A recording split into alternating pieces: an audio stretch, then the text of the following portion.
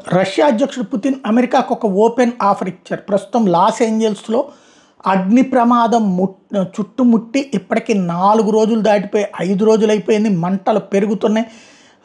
ఆస్తి నష్టం లక్షల కోట్ల రూపాయలు అవుతుంది. క్రమక్రమంగా అది ఇంకా పాకుతోంది.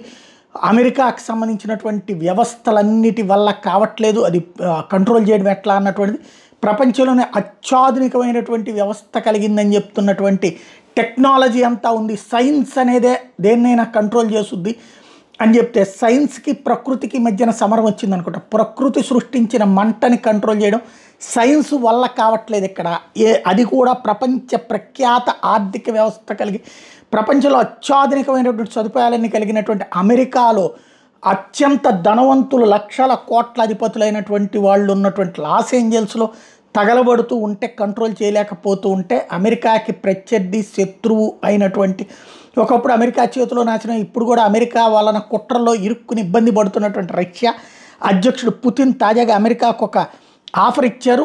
ఓకే అంటే కనుక మేము ఆ అగ్ని ప్రమాదాలని కంట్రోల్ చేయడానికి సహకరిస్తాం, మా దగ్గర ఎక్విప్మెంట్ ఉందని.